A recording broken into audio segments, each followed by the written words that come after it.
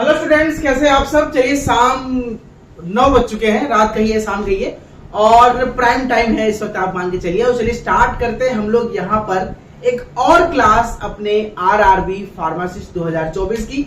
Even आज Sunday है, फिर भी कोशिश कर रहा हूँ कि क्लासेस ले लूं, क्योंकि मुझे पता है शायद मैं अगले हफ्ते के 2-3 दिन क्लासेस नहीं ले पाऊंगा। सैटरडे संडे तो आपका टेस्ट होना है, अगले संडे मॉक टेस्ट है आपका। तैयारी हो रही नहीं हो रही है, सिलेबस मैं आपको आज रिलीज कर दूंगा रात को, ठीक है। तो चलिए आज स्टार्ट करते हैं क्लास नंबर 34। और क्लास नंबर 34 की जो आज की बात है, इस पे हम लोग आज डिस्कस करेंगे 34 में फिर से एक बार फार्मास्यूटिक्स, ठीक है। फार्मास्यूटिक्स 1-2 चैप्टर और बचे हैं, खत्म हो जाएगा सिलेबस। तो जुरिस खत्म, सुटिक्स खत्म, फिर बाकी सब्जेक्ट्स पे मूव करेंगे। तो क्लास नंबर 34 पे आज हम बात करेंगे। जो टॉपिक है चैप्टर नंबर 17 है, this is liquid dosage form. इनसे सस्पेंशन, इमल्सन और सिरप और डाउचेस, पेंटेड, थ्रोट पेंटेड, जितने भी प्रकार के आपके लिक्विड डोजेज फॉर्म होते हैं, आज हम उस क्लास पे बात करेंगे और इनसे आने वाले इंपॉर्टेंट क्वेश्चन डिस्कस करेंगे और फिर बाद में इसके एमसीक्यूज की प्रैक्टिस करेंगे। तो क्वेश्चन नंबर चैप्टर नंबर 17 बात करते हैं। What is the liquid dosage form? Liquid dosage form are the medication जो लिक्विड के रूप में दिए जाते हैं, यानी जो या तो एक्सटर्नल अप्लाई के लिए या इंटरनल। इंटरनल मतलब अगर आप सिरप के फॉर्म में ले रहे हैं तो इंटरनल, आप आई ड्रॉप के फॉर्म में ले रहे हैं, ईयर ड्रॉप के फॉर्म में ले रहे हैं तो वो एक्सटर्नल है, ठीक है। तो दो तरीके से हम कह सकते हैं कि पेरेंट्रल, इंटरनल या एक्सटर्नल, तीनों रूप में लिक्विड डोजेज फॉर्म जो है वो अवेलेबल है। अब फायदा क्या है लिक्विड डोजेज फॉर्म का? सिरप पीने का फायदा टैबलेट कंपेयर में क्या है भाई? टैबलेट के साथ 1-2 स्टेप बढ़ जाता है कि पहले बॉडी में जाके वो डिसइंटीग्रेट होता है, फिर डिसॉल्व होता है और फिर एब्जॉर्ब होता है।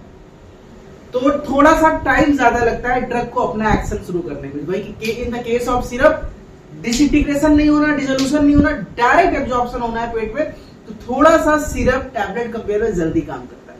तो आप कहेंगे इतना अच्छा काम है तो फिर सिरप ही क्यों नहीं बनाते हम, क्यों टैबलेट बनाते हैं? सिरप को ट्रांसपोर्ट करना, खरीदना, बेचना थोड़ा सा महंगा है। सिरप में बैक्टीरियल कंटामिनेशन के चांसेस भी थोड़े से ज्यादा हैं, क्योंकि एक बार ढक्कन अगर आपने बोतल खोल दी तो आप साल भर उस बोतल को नहीं रख सकते। लेकिन टैबलेट का एक पत्ता लाइए, एक टैबलेट निकाल खाइए और बाकी का बाकी वैसे सेफ पड़ा रहेगा, आप चाहे 1 साल बाद खाइए, ठीक है। तो बहुत से केसेस है, आज सब पे प्रकाश डालेंगे, सब पे थोड़ी थोड़ी बात करेंगे। तो पहला एडवांटेज की बात करेंगे। एडवांटेज को हमने यहाँ पे 3 पॉइंट्स में कवर किया है। इन तीनों पॉइंट्स को ध्यान से समझिएगा कि व्हाट आर द एडवांटेज, ठीक है।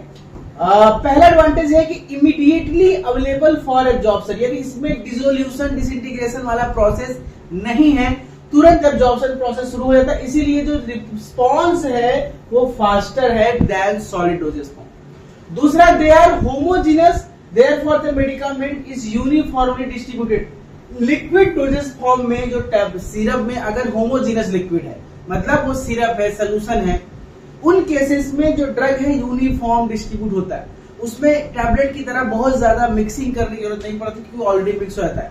In the case of homogeneous, अगर वही हेट्रोजीनस है, सस्पेंशन, इमल्सन है, तो उसे हमें रीडिस्पर्स करना पड़ेगा, सेक वेल बिफोर यूज करना पड़ेगा। तीसरा पॉइंट क्या है कि they more quickly effective than tablets. ज्यादा इफेक्टिव है टैबलेट और कैप्सूल से, बिकॉज ये ऑलरेडी सोल्यूशन के फॉर्म में रहते हैं। टैबलेट कैप्सूल बॉडी में जाके टूट के सोल्यूशन बनाता है, फिर ब्लड में पहुंचता है, ऑलरेडी सोल्यूशन के फॉर्म में है। इनको निगलने की भी दिक्कत नहीं है, सॉलिड को थोड़ा सा निगलने में दिक्कत होती है। छोटे बच्चों को, बुजुर्गों को, बूढ़ों को टैबलेट खिलाना कठिन काम है, सिरप पिलाना, मुंह खोला, ढक्कन डाल दिया, थोड़ा सा ज्यादा इजी है। ये एडवांटेज है ओवर द। तो जरूरी नहीं है कि जिस लड़की से आप प्यार करते हैं उसके अंदर अच्छा हो, कुछ कमियां भी होंगी। वही कहानी यहाँ भी है, कुछ एडवांटेज है तो डिसएडवांटेज भी होंगे। इस पे भी प्रकाश डाल लिया जाए। हमारे पास 5 पॉइंट ऐसे हैं जो लिक्विड डोजेज फॉर्म के डिसएडवांटेज के रूप में। पहला, ये बल्की होते हैं, इसलिए इनको कैरी करना मुश्किल है। आप कहीं शादी में जा रहे हैं, किसी ट्रिप पे जा रहे हैं, और अगर आप कोई दवा खाते हैं, 1-2 पत्ता रख लिया आपने, बहुत हल्का है, पता नहीं चलेगा, बैग में डाल लिया, पर्स में डाल लिया। लेकिन अगर आप सिरप की बोतल लेके जा रहे हैं तो थोड़ा सा इनकन्वीनियंस होगा। सोचिए, अगर कोई भी टैबलेट, 1 लाख रुपए की टैबलेट अगर आपने मंगाई किसी दुकान से, तो हो सकता है उसको आप सूटकेस में लेके चल देंगे, टैबलेट इतनी हल्की होती। लेकिन 1 लाख रुपए की सिरप की बोतल मंगा के देखिए, आपको छोटा हाथी करना पड़ेगा घर तक ले जाने के लिए। तो उसमें क्या है कि इनकन्वीनियंस की प्रॉब्लम है, बल्कीनेस है क्योंकि बोतल में रखेंगे, पैकिंग करेंगे, थोड़ा सा हैवीनेस होता है। दूसरा, शॉर्टर लाइफ होता है दैन टैबलेट। क्यों? अगर मैंने बताया ना, टैबलेट का एक पत्ता लीजिए, एक गोली पैरासीटामोल निकाल खा लीजिए, बुखार ठीक हो गया, तो अगला गोली आप 6 महीने 7 महीने बाद भी यूज कर सकते हैं। लेकिन सिरप का बोतल एक बार ढक्कन खुल गया, कॉन्टेमिनेशन ज्यादा होगा, शॉर्टर लाइफ होगा, आपको 15 से 20 दिन या 1 महीने के अंदर उस सिरप को कंज्यूम करना पड़ेगा। ये हार्डर टू मेजर एक्यूरेसी। देखिए, कभी कभी अगर आपको 500 मिलीग्राम टैबलेट खानी है और एक टैबलेट 500 मिलीग्राम की है, एक कैप्सूल 500 मिलीग्राम का है, निकाला और खा लिया, डोज नहीं नापना है। लेकिन अगर आपने डॉक्टर ने कहा कि 1 चम्मच सिरप पीना है या 500 ml पीना है, तो चम्मच या ढक्कन में जब भी सिरप निकालते हो, रजनीकांत तो हो नहीं, एकदम 500 ml निकाल लोगे या 505 ml निकाल लोगे। थोड़ा सा प्लस माइनस डोज का हो जाता है, कभी ज्यादा कभी कम, तो मेजरमेंट एक्यूरेटली करना बहुत कठिन काम। चौथा, अगर डिसऑर्डर बात करें, इजीली अफेक्टेड बाय माइक्रोब्स, क्योंकि इसमें लिक्विड फॉर्म में है, आसानी से खराब होने के चांसेस होते हैं। और स्वीटेंड लिक्विड कंटेनिंग शुगर, जो सिरप, अक्सर जो शुगर होते हैं, सिरप होते हैं, उसमें शुगर पड़ा होता है। और जो स्वीटनिंग एजेंट जो होते हैं, अगर वो सिरप डायबिटीज का पेशेंट है तो वो सिरप नहीं पी पाएगा। भाई अगर कोई, भाई मैक्सिमम केसेस में सिरप पड़े होते हैं, जैसे कफ सिरप वगैरह है, खांसी का सिरप है, कोई टॉनिक है, सिरप शुगर होता है। अब डायबिटीज का पेशेंट है तो उसको दिक्कत करेगा, वो सिरप पी नहीं सकता। टैबलेट केस में से कोई दिक्कत है ही नहीं। तो ये सारे कुछ डिसएडवांटेज भी हम आपके सामने लेकर आ रहे हैं। पॉइंट्स याद रखिएगा, एग्जाम में आपको क्वेश्चन मिल सकते हैं। अब हम बात करते हैं कि कितने प्रकार के होते हैं liquid dosage form. Liquid dosage form basically 2 प्रकार के होते हैं, मोनोफेजिक लिक्विड और बाईफेजिक लिक्विड। इसको किस तरह से हम समझते हैं? इसको इस तरह समझते हैं कि एक कंटेनर लीजिए, एक गिलास में 100 ml पानी ले लीजिए और इसमें डाल दीजिए आप 10 ग्राम नमक, सोडियम क्लोराइड। आप घोल दीजिए और इसको थोड़ा सा चला दीजिए। आप कुछ देर बाद पाएंगे आपको नमक दिखेगा ही नहीं, केवल पानी पानी दिखेगा। अब आप कहेंगे नमक कहां गया? वो नमक के पार्टिकल इस पानी के पार्टिकल के अंदर विलीन हो गए, डिसॉल्व हो गए। ये हमारा है मोनोफेजिक। मोनोफेजिक का मतलब हमने मिलाया तो 2 चीज था, एक सॉल्यूट एक सॉल्वेंट।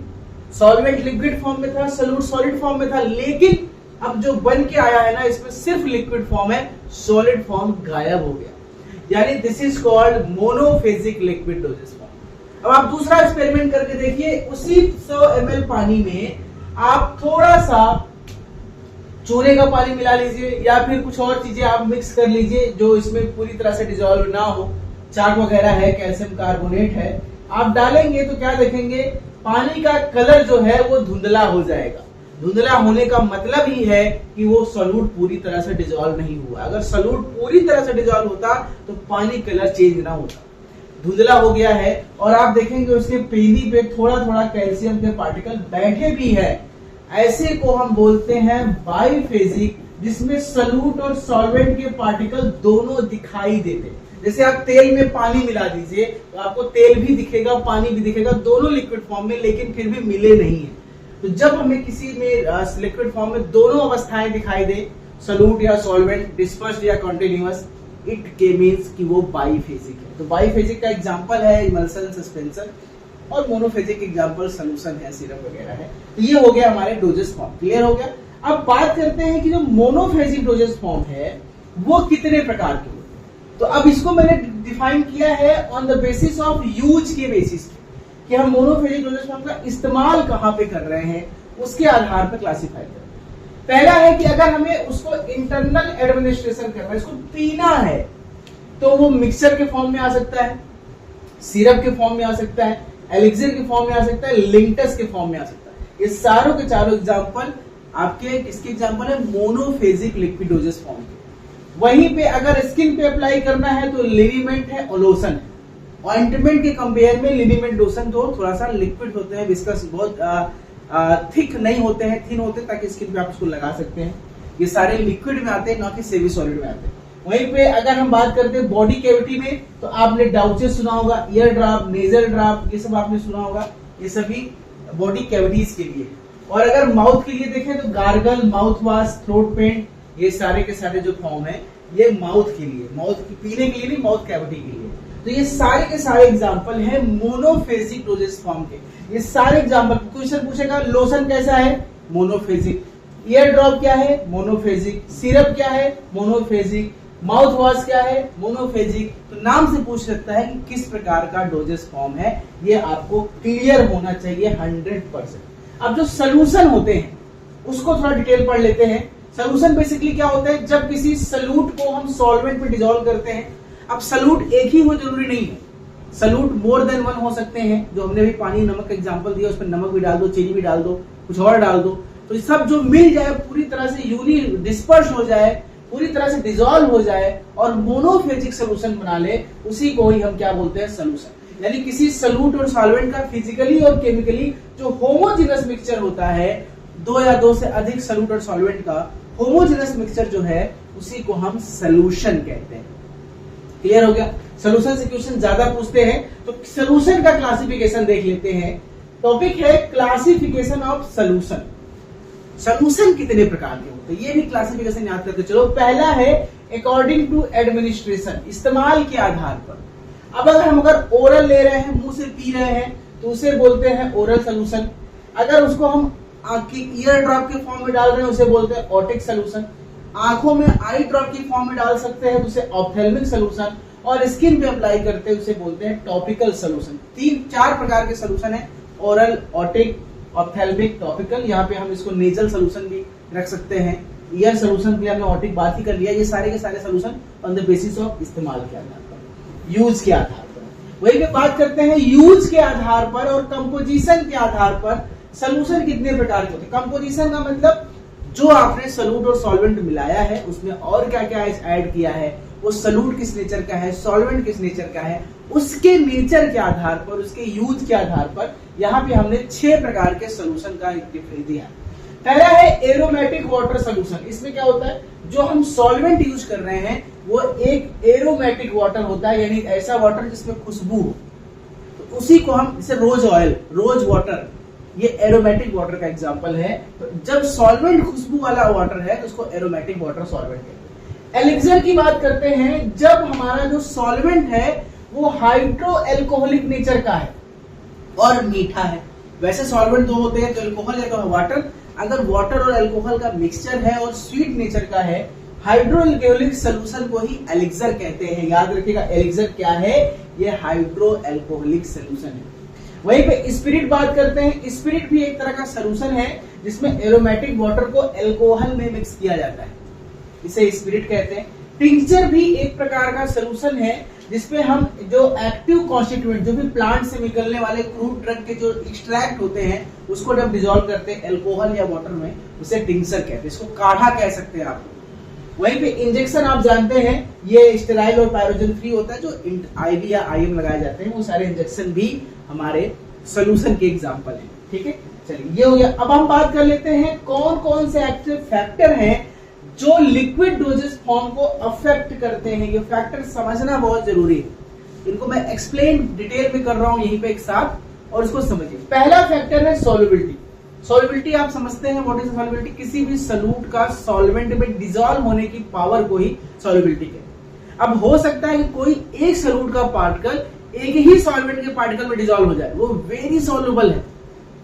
हो सकता है कि एक सॉल्यूट के पार्टिकल को डिसॉल्व होने में 10 सॉल्वेंट के पार्टिकल लगे, हो सकता है कि वो सॉल्युबल है, लेस सॉल्युबल है। एक सॉल्यूट के पार्टिकल को डिसॉल्व करने में 100 सॉल्वेंट के पार्टिकल लगे, तो वेरी वेरी लेस सॉल्युबल है। समझ में आ गया। तो सॉल्युबिलिटी डिपेंड करता है, ये बहुत इंपॉर्टेंट है।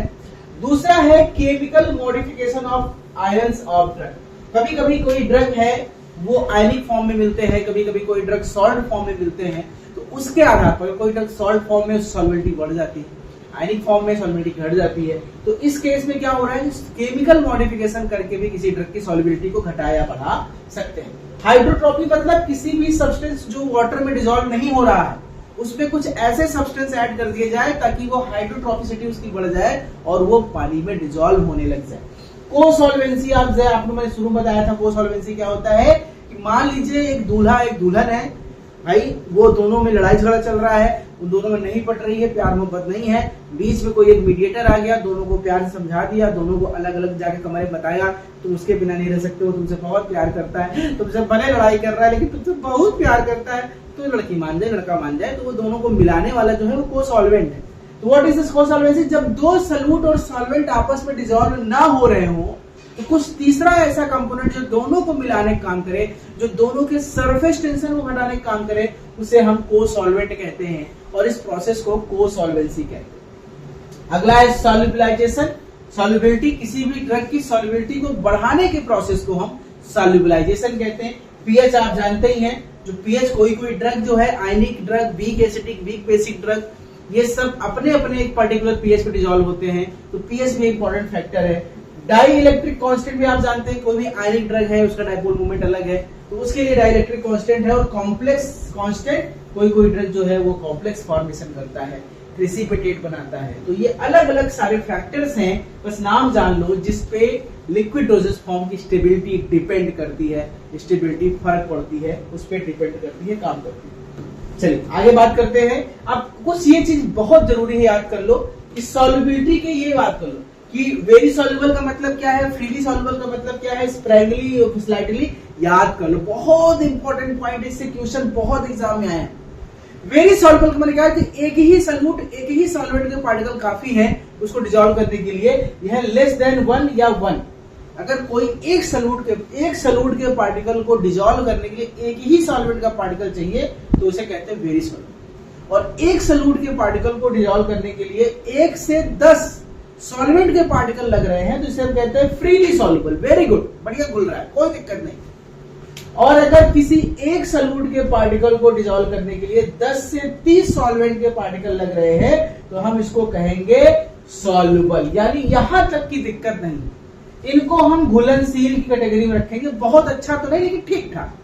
तो 10 से 30 याद करो। अगर अब एक सॉल्यूट के पार्टिकल को घोलने के लिए 30 से 100 सॉल्वेंट के पार्टिकल लग रहे हैं, यह कम घुलनशील है, इसको कहेंगे स्प्रैंगली सॉल्युबल, कहेंगे आंशिक घुलनशील, कम घुलनशील। और वहीं पे 100 से 1000 पार्टिकल लग रहे हैं, हम कहेंगे बिल्कुल कम घुलनशील, इसे कहेंगे स्लाइटली सॉल्युबल। यानी स्प्रैंगली मतलब थोड़ा बहुत सॉल्युबल, स्लाइटली मतलब बहुत कम सॉल्युबल। और वहीं 1000 से 10,000 पार्टिकल तो मानिए वेरी स्लाइटली सॉल्युबल, यानी बहुत ही कम घुल रहा है, बहुत मेहनत के बाद थोड़ा बहुत घुल रहा है। और अगर 10,000 से ज्यादा लग रहा है तो उसको घोलना बंद कर दो, क्योंकि ये इनसॉल्युबल है, अघुलनशील है। तो किस रेंज में क्या कैटेगरी है इसे याद कर लो मेरे लाल, इससे क्वेश्चन बहुत सारे बनेंगे आपके, ठीक है। ये पॉइंट्स आपको याद करते चलना। चलिए आगे बात करते। आज संडे है, मैं देख रहा हूँ लाइव लोगों की संख्या थोड़ा सा ठीक ठाक है। अब बात करते हैं कि excipient on the formulation of liquid dosage form. मैंने बताया ना, जब भी हम एलडीएफ बनाते हैं या कोई डोजेस फॉर्म बनाते हैं तो दो चीजें होती हैं, एक API active pharmaceutical ingredient and plus excipient. और सभी डोजेस फॉर्म में एक्सिपिएंट ही तो बदलता है, टैबलेट में अलग, कैप्सूल में अलग, आई ड्रॉप में अलग, इंजेक्शन में अलग, पेरेंटल में अलग, तो लिक्विड डोजेस फॉर्म में भी कुछ अलग होगा। तो उन्हीं एक्सिपिएंट्स को हम चलिए पढ़ते हैं विथ एग्जांपल। पहला एक्सिपिएंट है सॉल्वेंट, जो सबसे इंपॉर्टेंट है। किसी भी ड्रग को एलडीएफ में लिक्विड डोजेस फॉर्म में डिसॉल्व करने के लिए एक सॉल्वेंट है, ये सबसे इंपॉर्टेंट है। सॉल्वेंट जो है जिसमें ड्रग को डिसॉल्व किया जाए, अब इसके एग्जांपल है water, hydro alcohol, liquid, polyhydric alcohol, acetic acid, buffers, ये सब अलग अलग एग्जांपल है सॉल्वेंट के, जो हम सिरप वगैरह बनाने में या इमल्सन सस्पेंशन बनाने में इस्तेमाल करते हैं। बताया तो को सॉल्वेंट क्या होते हैं, जो दोनों में लड़ाई कम करे, दोनों सॉल्वेंट को डिसॉल्व करने में हेल्प करे, इसके ये हमारे होते हैं। इसके एग्जांपल याद कर लीजिए। एक एग्जांपल है बेसिकली जो इनका डाइइलेक्ट्रिक कांस्टेंट 25 से 80 होना चाहिए। पेनिट्टी, स्पानेट्टी का नाम सुना होगा आपने, ये सारे के सारे को सॉल्वेंट है। वहीं पे स्वीटनिंग एजेंट की बात करें, सिरप को अक्सर मीठा रखा जाता है क्योंकि बच्चों के लिए बनाया जाता है, तो बच्चों के लिए थोड़ा सा टेस्ट अच्छा होना चाहिए। तो कौन कौन से एग्जाम्पल है, सुक्रोज इस्तेमाल करते हैं, लेकिन सुक्रोज का एक ड्रॉबैक है कि कैप लॉकिंग करता है, क्योंकि मीठा ज्यादा होने की वजह से चिपचिपा होता है, तो ढक्कन कभी कभी होल्ड लॉक हो जाता है, बहुत दिन से सिरप ना खोलो तो एक दिक्कत है। वैसे सैक्रिन इस्तेमाल करते हैं, सैक्रिन आपको बताया था कि 250 से 500 गुना ज्यादा मीठा होता है शुगर से। एस्पार्टेट इस्तेमाल करते हैं, 200 गुना शुगर से मीठा होता है, लेकिन स्पार्टम जो है वो एक तरह का स्पार्टिक एसिड और फिनाइल एनामिन का एक ईस्टर फॉर्म होता है, वो जाकर डिसोसिएट होता है। तो ये सब एग्जांपल है स्वीटिंग एजेंट के, स्पार्टम, सैक्रिन, शुगर। बफर भी डालना जरूरी, क्योंकि हमारा जो सिरप है एक पर्टिकुलर पीएच पे ही सॉल्युबल स्टेबल रहेगा। लगभग जो सिरप है वो 5 से 6 के बीच में रखे जाते हैं। डाइजीन वगैरह छोड़ दीजिए तो 9, 10, 11 भी हो सकते हैं, लेकिन जो सिरप होते हैं मैक्सिमम 5 से। तो उसके लिए बफर चाहिए होता है, और बफर के लिए हमारे बेसिकली होते हैं वो फास्फेट बफर, एसीटेट बफर। वहीं पे विस्कोसिटी कंट्रोल करने के लिए हमारे पास पॉलीविनाइल क्लोराइड, सेलुलोज, इसकी जरूरत कब पड़ती है? जब सिरप को गाढ़ा करना हो, जैसे सस्पेंशन में खास में बहुत जरूरत पड़ती है। और कुछ प्रिजर्वेटिव्स है जिसकी भी जरूरत पड़ती है, मिथाइल पैराबेन, प्रोपाइल पैराबेन, आप जानते हैं। तो अब बेसिकली जो प्रिजर्वेटिव है उसको जान लेते हैं। प्रिजर्वेटिव को यहाँ पे हमने 4 कैटेगरी में बांटा है। प्रिजर्वेटिव बहुत एग्जांपल है, जैसे एसिडिक नेचर का, न्यूट्रल नेचर का, ठीक है, मर्क्यूरल नेचर का और quaternary ammonium compound. Acidic nature के हमारे पास phenol, chlorocresol, sorbic acid, benzoic acid, boric acid, ये सारे प्रिजर्वेटिव एसिडिक नेचर के। न्यूट्रल नेचर के हैं क्लोरोब्यूटेनॉल और बेंजील अल्कोहल। मर्क्यूरिक नेचर के हैं थायोमिरासॉल और नाइट्रोमिरासॉल। और क्वाटरनरी अमोनियम कंपाउंड नेचर का है बेंजलकोनियम क्लोराइड, सेटिल पेरिडीनियम क्लोराइड। ये सारे के सारे क्वाटरनरी। क्वाटरनरी का मतलब है जब नाइट्रोजन के ऊपर आप देख रहे हैं वैसे नाइट्रोजन p वैलेंसी होती है जब +4 शो करने लगे, यानी लोन पेयर वो डोनेट वगैरह कर रहा है, तो इस केस में क्वाटरनरी अमोनियम कंपाउंड होता है। तो ये ओवरऑल 4 प्रकार के प्रिजर्वेटिव होते हैं जो इस्तेमाल किए जाते हैं in the liquid dosage form. चलिए आगे बात कर लेते हैं, इवेल्युएशन की बात कर लेते हैं। कौन कौन से ऐसे पैरामीटर हैं जिसके द्वारा हम सिरप को इवेल्युएट करें। पहला तो अपीयरेंस देख लीजिए, भैया जो हमारा सिरप है वो देखने में कैसा लग रहा है, क्या क्वालिटी है अपीयरेंस। दूसरा पीएच मेजर कर लीजिए, पीएच पेपर वगैरह से। Viscosity, specific gravity, microbial count के लिए हम स्टेरिलिटी टेस्टिंग करते हैं। लीक टेस्ट करते हैं, लीकेज टेस्ट कि बोतल का ढक्कन सही से क्लोज है कि नहीं, लीक तो नहीं कर रहा है। कैप सीलिंग चेक करना, वॉल्यूम चेक करना, जो वॉल्यूम भरा गया है वो बराबर है कि नहीं। मैटेरियल टेस्टिंग करना, वाटर वेपर परमिबिलिटी, ये सारी की सारी टेस्टिंग करना। और देख और है स्ट्रेस टेस्टिंग करना। ये कुल 11 प्रकार के इवेल्युएशन टेस्टिंग है। नाम भी जानना काफी, क्योंकि बाकी सभी आप ऑलरेडी समझते हैं और आपने टैबलेट वगैरह में पढ़ा, ठीक है। तो ये ओवरऑल जो क्लासेस हमने अभी तक कवर की, this is the liquid dosage form. इतने ही क्वेश्चन बनते हैं एग्जाम में और इससे ज्यादा क्वेश्चन नहीं बनेंगे, चांसेस बहुत ना के बराबर हैं। बाकी जो क्वेश्चन आपको एक्स्ट्रा लगेगा एमसीक्यू सॉल्व करते समय, तो उसका एक फंडा है कि अपने नोट्स में उस पॉइंट को नोट कर लीजिए, ठीक है।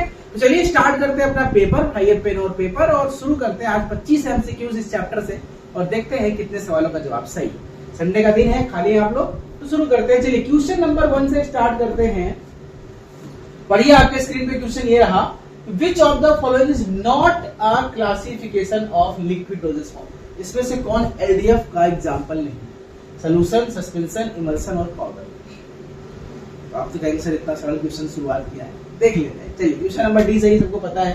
Question number 2, advantage of liquid dosage form include. इसमें से कौन सा लिक्विड डोजेज फॉर्म का एडवांटेज है? चलो ध्यान से पढ़ लीजिए। पहला, फास्टर एब्जॉर्प्शन, ठीक है। Easy administration to paediatric and geriatric, बूढ़े और बच्चों के लिए देना इजी है। Enhance stability of active ingredient, active ingredient की स्टेबिलिटी बढ़ जाती है थोड़ी बहुत, ठीक ठाक। और ऑल ऑफ देम, तो मेरे ख्याल से ऑप्शन नंबर डी सही है। ये ज्यादा बेटर ऑप्शन है कि हम, क्योंकि पहला और दूसरा एकदम परफेक्ट है, तीसरा कुछ हद तक परफेक्ट, कुछ हद तक परफेक्ट नहीं है, लेकिन डी मतलब हम चारों लेके चलते। क्वेश्चन नंबर डी आपको सही है। क्वेश्चन नंबर 3 की तरफ चलते हैं। Disadvantage of liquid dosage form. इसमें से चारों पॉइंट पढ़िए और बताइए कि कौन सा डिसएडवांटेज है liquid dosage form. Shorter shelf life compare to solid, सही बात है, कम दिन चलता है। डिफिकल्टी इन एक्यूरेटोजी, ये भी सही बात है, ये भी नुकसान है। Limited compatibility with certain excipients, सभी एक्सिपिएंट मिक्स नहीं होते क्योंकि सभी एक्सिपिएंट सॉल्युबल नहीं होते, ये भी कंपैटिबिलिटी की इशू है। यानी सारे के सारे डिसएडवांटेज लग रहे हैं, तो ऑप्शन नंबर डी सही है, all of the above.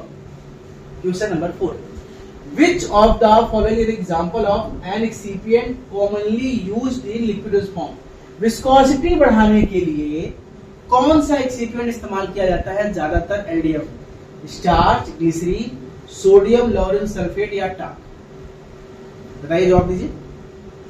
As a को सॉल्वेंट भी है, जो इसका एग्जांपल है।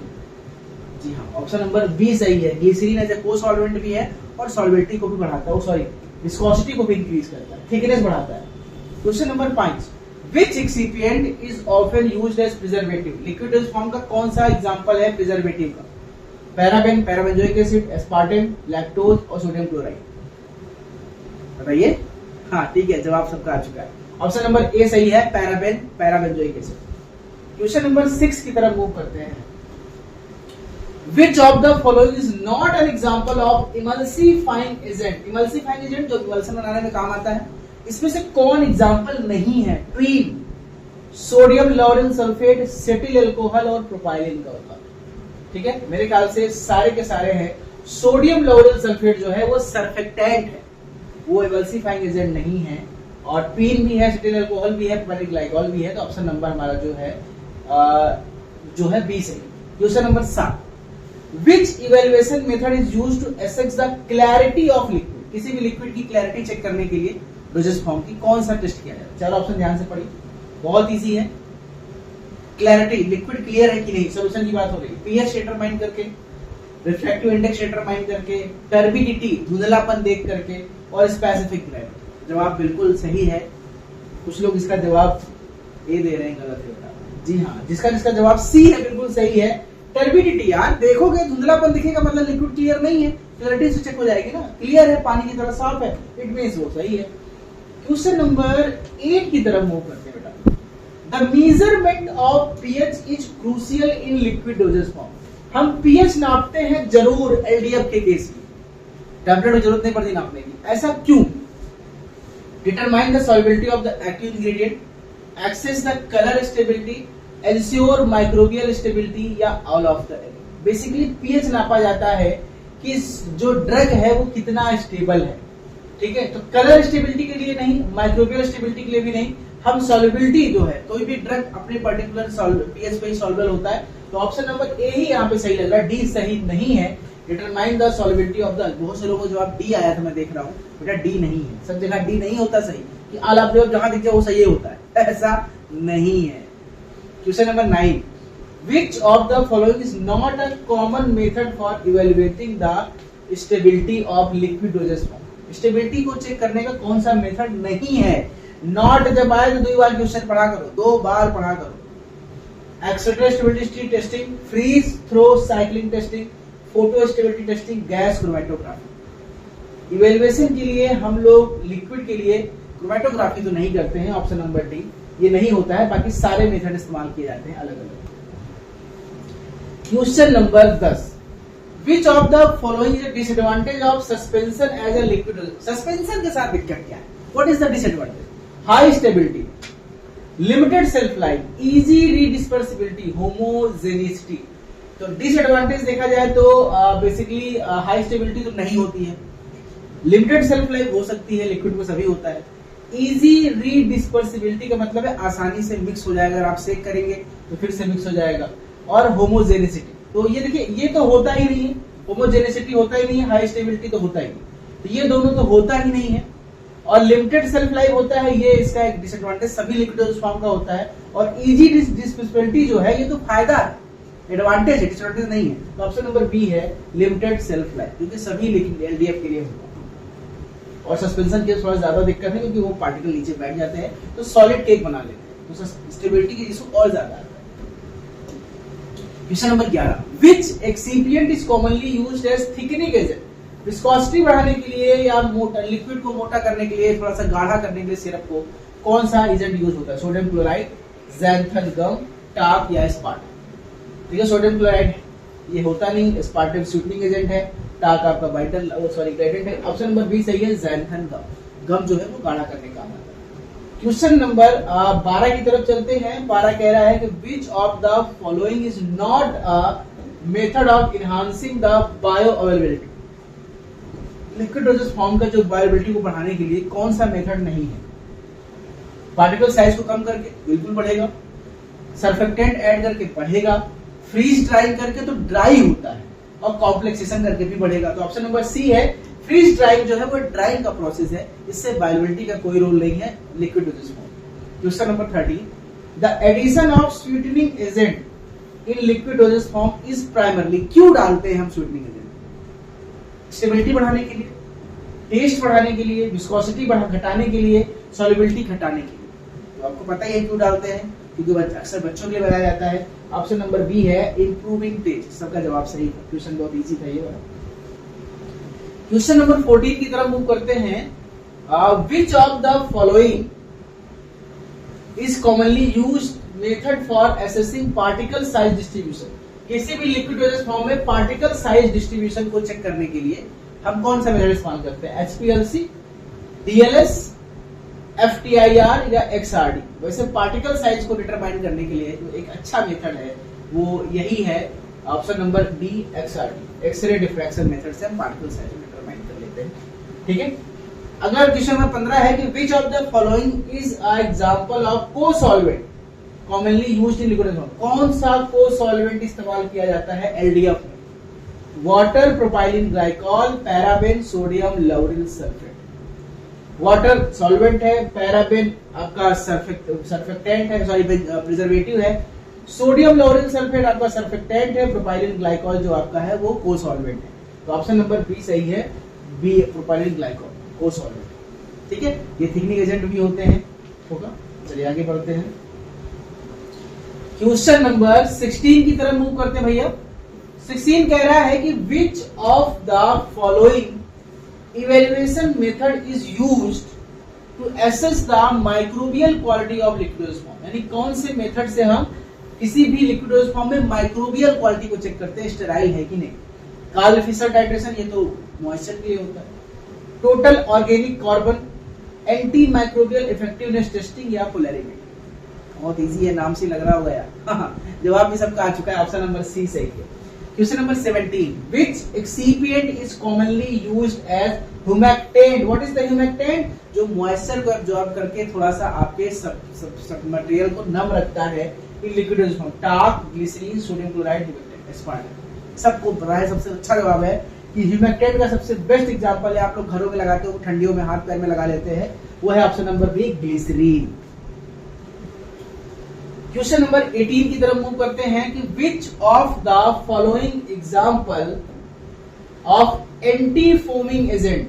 किसी भी LDF में हम लोग की झाग ना बने, फोम ना बने, एंटी फोमिंग एजेंट डालते हैं, खासतौर पे ये इमल्सन वगैरह, सस्पेंशन वगैरह में होता है। क्या है? जैंथम गम, ये तो गाढ़ा करने के लिए होता है। टार्क, साइमेथिकॉन और पैराबेन। पैराबेन तो प्रिजर्वेटिव है। एक सबसे बेस्ट जवाब आपको मिल चुका होगा, जी हाँ, ऑप्शन नंबर सी सही है, simethicone. Question number 19, which of the following is not a method for enhancing the stability of liquid dosage form. इसमें से कौन सा मेथड है जिसके द्वारा स्टेबिलिटी नहीं बढ़ती है?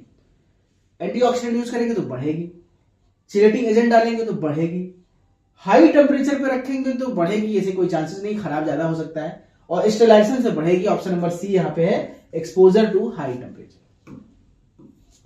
Question number 20, which evaluation method is used to assess the viscosity of liquid. किस मेथड के द्वारा LDF में हम मटेरियल सिरप की या लिक्विड की विस्कोसिटी चेक करते हैं? ध्यान से पढ़िए चारों option. Refractive index, pH determination, Brookfield viscometer और स्पेसिफिक ग्रेविटी। तो कई मेथड है ना, ब्रुकफील्ड है, कॉप एंड बॉब है, तो नाम से ही लग रहा होगा, ऑप्शन नंबर सी सही है, Brookfield method, viscometer. Question number 21, आखिरी चरण में चल रहे हैं हम लोग। विच of the following is not an advantage of emulsion. Emulsion का एडवांटेज क्या नहीं? Enhance stability of hydrophobic drugs, increase bioavailability, easy administration, improved palatability. तो देखिए इसमें से देखिए इंप्रूव्ड पैलेटेबिलिटी, टेस्ट बढ़ सकता है, यह बढ़िया चीज है। इजी एडमिनिस्ट्रेशन, सिरप को लेना इजी होता है, यह भी सही है। बायो अवेलेबिलिटी जो है वो बढ़ जाती है, ऐसी कोई गारंटी नहीं कि सस्पेंशन इमल्सन बनाओ तो बायोअवेलेबिलिटी बढ़ जाएगी। तो ये बाकी सब एडवांटेज है, ये कोई श्योर नहीं है, तो ऑप्शन नंबर बी सही है, इंक्रीज बायोअवेलेबिलिटी एक गलत बात है।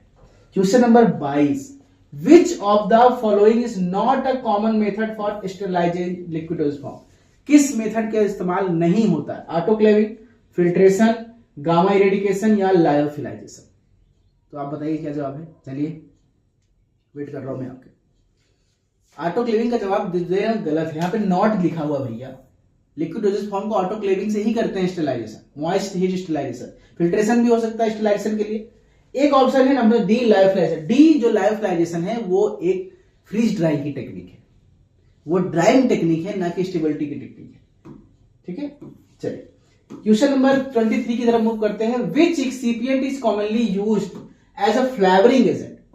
भाई फ्लेवरिंग एजेंट का इस्तेमाल, फ्लेवर क्या होता है, थोड़ा सा टेस्ट के साथ साथ महक अच्छी आती है, उसे फ्लेवरिंग एजेंट कहते हैं। सोडियम क्लोराइड से महक अच्छी आएगी? नहीं। एस्पार्टेम, जेंथम गम, पैराबेन, पैराबेन से भी नहीं, इससे भी नहीं। हाँ, एस्पार्टेम के साथ थोड़ी सी खुशबू बढ़ती है, टेस्ट बढ़ता है। ऑप्शन नंबर बी यहां पे सही।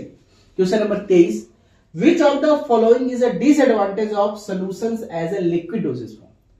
पूछ रहा है कि सोल्यूशन के साथ क्या डिसएडवांटेज है। लिमिटेड स्टेबिलिटी, बहुत दिन तक नहीं चलेगा। इजी रिकॉन्स्टिट्यूशन, आसानी से मिक्स होता है, वेरी गुड। रिड्यूस पेलेटेबिलिटी, स्वाद को घटा देता है, ऐसा भी कुछ बात नहीं है। शुगर के साथ अब सोल्यूशन में हम शुगर डाल के बढ़ा सकते हैं। None of the above. तो वैसे यहां पे जब बात की जाए, लिमिटेड स्टेबिलिटी का ऑप्शन भी सही है, स्टेबिलिटी कम होती है लिक्विड डोसेज फॉर्म के साथ। और पेलेटेबिलिटी का तो option number A he choose करेंगे, लिमिटेड स्टेबिलिटी। क्वेश्चन नंबर 24 की तरफ चलते हैं। अच्छा, नंबरिंग गलत कर दिया मैंने, 23 और 24 था, ये 24 है। Question number 25, which evaluation method is used to assess the uniformity of the dosage units in liquid dosage form? Which evaluation method is used to assess the uniformity of the dosage? माने uniformity की बात हो रही है कि proper liquid हमारा mix, जो solute solvent है मिक्स है कि नहीं मिक्स है। कौन सा टेस्ट करते हैं? Disintegration test, dissolution test, content uniformity test और फ्राइबिलिटी टेस्ट। नाम से ही लग गया, कुछ नहीं करना, ऑप्शन नंबर सी सही है। तो कितने सवालों के जवाब आपके सही हुए बताइए कमेंट सेक्शन में, मैं देख लेता हूं। कुछ लोगों के जवाब बहुत अच्छे सही हैं। ठीक है, very good Rajesh Babli, very good. ठीक है, और बाकी लोग जो अभी तक कोर्स नहीं लिए हैं, डाउट में है कि यार मॉक टेस्ट कैसा होगा, मजेदार है कि नहीं, हमको कुछ फायदा है कि नहीं, तो आपके लिए मैंने बताया था कल एक गुड न्यूज कि आप जो लोग उन्होंने कोर्स नहीं लिया वो भी पहला मॉक टेस्ट फ्री में दे सकते हैं। आप एप्लीकेशन ओपन कीजिए, स्टोर में जाइए, अपने आरआरबी वाले कोर्स को ओपन कीजिए, वहां पे देखेंगे मॉक टेस्ट आएगा, उसको अटेम्प्ट कीजिए। आप देखिए कितने नंबर आप 100 में से कर पा रहे हैं। उस तरह के मॉक टेस्ट अगर आपने 10, 12, 13 प्रैक्टिस कर लिए एग्जाम से पहले, तो आपके गलती के चांसेस बहुत कम हो जाते हैं। प्रैक्टिस आपको परफेक्शन देता है। ठीक है, तो थैंक यू सो मच। आज के लिए मिलते हैं आपसे नेक्स्ट क्लास में कल मंडे को। Thank you so much.